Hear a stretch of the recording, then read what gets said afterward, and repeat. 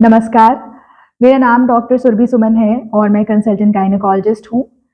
आज मैं बात करने वाली हूँ इनफर्टिलिटी या निसंतानता के विषय में। खराब जीवन शैली और बढ़ते स्ट्रेस फैक्टर की वजह से निसंतानता आजकल एक बहुत ही कॉमन प्रॉब्लम हो गई है। पहले हम ये समझते हैं कि इनफर्टिलिटी या निसंतानता हम किसे कहते हैं। अगर कोई कपल 1 साल से प्रेग्नेंट होने के लिए ट्राई कर रहे हैं और उन्हें कोई पॉजिटिव रिजल्ट नहीं मिल पा रहा है, सफलता नहीं मिल पा रही है, तो हम इसे इनफर्टिलिटी कहते हैं। वैसे कपल जहाँ पे वाइफ या हस्बैंड में से किसी की भी एज 35 इयर्स से ऊपर है, वहाँ पे 6 मंथ्स के ट्राई के बाद भी अगर आप प्रेग्नेंट नहीं हो पा रहे हैं, तो आपको अपने गायनेकोलॉजिस्ट के पास जाना चाहिए और इनफर्टिलिटी का इवैल्यूएशन करवाना चाहिए। अब हम ये जानते हैं कि इनफर्टिलिटी के क्या कारण हो सकते हैं और हम उन्हें कैसे डायग्नोस कर सकते हैं। जितने भी कपल्स होते हैं उनमें 15 to 18% इनफर्टिलिटी से अफेक्टेड होते हैं।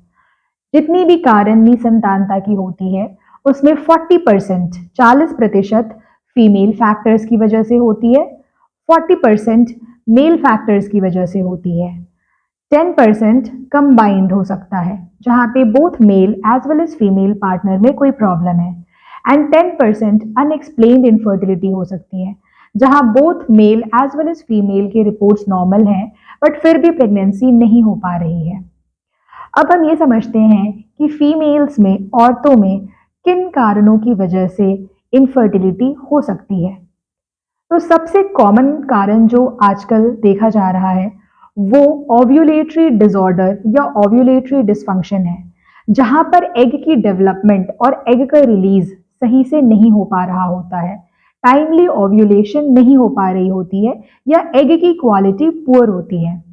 अगर आप में हिस्ट्री है इरेगुलर पीरियड्स की, जहाँ पे महीने टाइम पर नहीं आते हैं, टाइम के पहले आ जाते हैं या टाइम से लेट आते हैं, काफ़ी दिन के गैप में आते हैं, तो आप में ओव्यूलेटरी डिस्टर्बेंस हो सकती है। दूसरा कारण जो हो सकता है फीमेल में वो फैलोपियन ट्यूब रिलेटेड हो सकता है या ट्यूबल फैक्टर हो सकता है, जहाँ पे ट्यूब्स ब्लॉक्ड हो सकती हैं, डैमेज्ड हो सकती हैं या प्रॉपरली फंक्शन नहीं कर रही होती हैं। कभी कभी कुछ फीमेल्स में कॉन्जेनाइटल डेवलपमेंटल एनोमलीज भी मिल सकती हैं, जहाँ पे सिर्फ सिंगल फैलोपियन ट्यूब हो सकती है या कभी कभी दोनों फैलोपियन ट्यूब्स भी एब्सेंट हो सकती हैं। अगला जो कारण हो सकता है फीमेल में वो यूट्रस से या बच्चेदानी से संबंधित हो सकता है। बच्चेदानी में कोई डेवलपमेंटल एनोमली हो सकती है, बच्चेदानी के अंदर कोई पर्दा या सेप्टम हो सकता है, फाइब्रॉइड हो सकता है। अगर आपको एंडोमेट्रियोसिस की हिस्ट्री है तो ऐसे कंडीशन में इनफर्टिलिटी हो सकती है।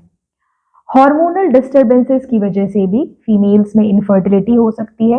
थायराइड डिसऑर्डर्स, हाइपरप्रोलैक्टिनीमिया या अगर आपको डायबिटीज है तो इन सब में प्रेगनेंसी में डिफिकल्टी आ सकती है।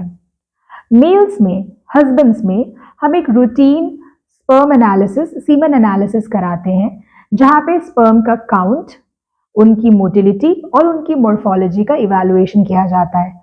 अगर इनमें से कोई भी पैरामीटर गड़बड़ होता है तो उसके अकॉर्डिंग उसकी ट्रीटमेंट होती है।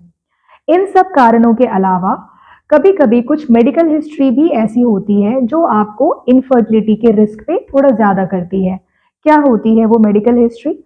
अगर फीमेल में इरेगुलर पीरियड्स की हिस्ट्री रही है, पीसीओएस की हिस्ट्री रही है या आपकी फैमिली हिस्ट्री रही है जहां पर प्री मैच्योर ओवेरियन इनसफिशिएंसी की हिस्ट्री है, टाइम से पहले, समय से पहले महीने बंद हो गए हैं किसी फैमिली मेंबर में, या फिर आपके अंडे जो हैं वो टाइम से पहले बंद हो गए हैं, बनना बंद हो गए हैं, या अगर आपको डायबिटीज की हिस्ट्री है, आपको हार्मोनल डिस्टर्बेंस की हिस्ट्री रही है, अगर कोई प्रीवियस हिस्ट्री है सर्जरी की, स्पेशली जहाँ पे फैलोपियन ट्यूब सर्जरी हुई है, एंडोमेट्रियोसिस की हिस्ट्री है या किसी फाइब्रॉइड की हिस्ट्री है, तो ऐसे पेशेंट्स को अपने डॉक्टर के पास थोड़ा पहले जाना चाहिए। अगर आप एक कपल हैं जो प्रेगनेंसी के लिए ट्राई कर रहे हैं और आपको सफलता नहीं मिल पा रही है, तो आज ही अपने गायनेकोलॉजिस्ट से विजिट कीजिए और परामर्श लीजिए। धन्यवाद।